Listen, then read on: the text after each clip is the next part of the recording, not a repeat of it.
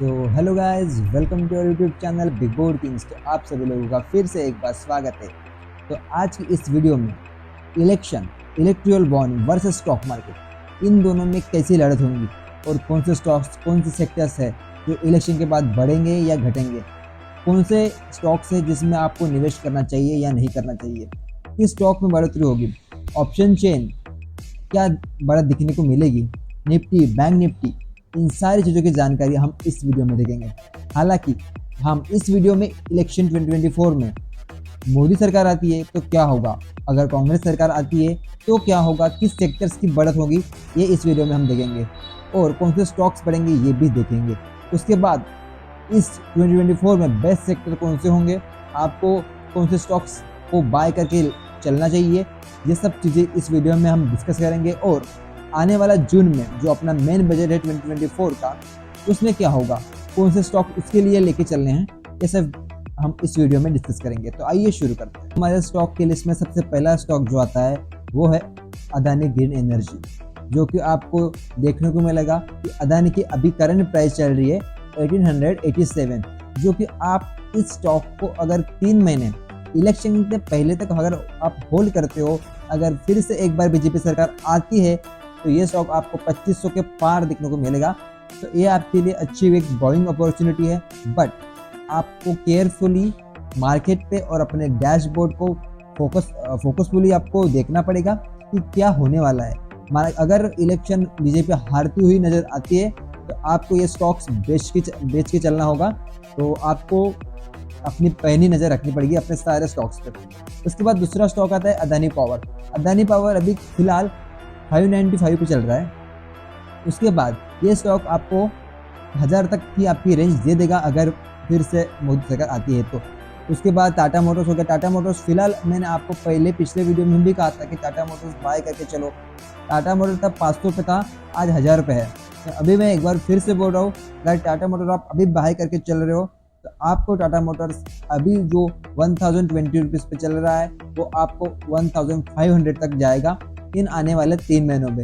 ये इलेक्शन के स्टॉक से कि इलेक्शन का असर इन स्टॉक पे कैसे पड़ने वाला है, मैंने ये स्टॉक की जानकारी आपको इसलिए दे रहा हूँ कि इलेक्शन का असर सीधा इन स्टॉकों पे पड़ने वाला है। तो इसके बाद आता है जियो फाइनेंशियल सर्विसेज, जिसका जिक्र हर किसी के ज़बान पे हो रहा है। तो वो स्टॉक अभी 372 पे है। इसका भी आसार है कि ये 600 तक जाएगा, बिकॉज जो कॉन्ट्रैक्ट्स मोदी गवर्नमेंट ने जियो फाइनेंशियल सर्विस को दिए हैं, जो वर्क्स वो कर रहे हैं, गवर्नमेंट के कुछ फाइनेंशियल सर्विसेज वो हैंडल कर रहे हैं, तो अगर वो आगे भी हैंडल करेंगे अगर मोदी गवर्नमेंट आती है तो ये इस कंपनी के लिए, एक सेक्टर के लिए अच्छी बात होगी। तो ये आपको स्टॉक में बढ़त देखने को जरूर मिलेगी। उसके बाद आता है विप्रो। विप्रो अभी फ़िलहाल 470 पे चल रहा है। ये स्टॉक आपको 800 तक आराम से देखने को मिलेगा अगर आप इसको होल्ड करते हो तो।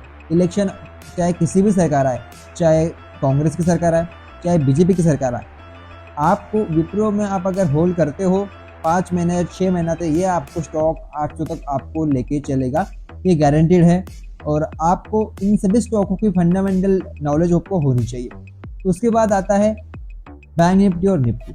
आपको बैंक निफ्टी और निफ्टी में क्या लेके चलना चाहिए। देखो, आपको लॉन्ग टर्म बिल्कुल भी कोई होल्ड नहीं करना है, लॉन्ग बिल्कुल भी बाय करके नहीं चलना है। इन इलेक्शन के आने वाले दिनों में आपको सिर्फ जितना हो सके वो आप इंट्राडे पे ही ट्रेड करो, क्योंकि तब इलेक्शन की एक न्यूज़ की वजह से मार्केट फॉल होगा, मार्केट डाउन होगा, ये आपको नहीं पता होगा। ठीक है, आपको सिर्फ इंट्राडे पे बाय और सेल करके चलना है।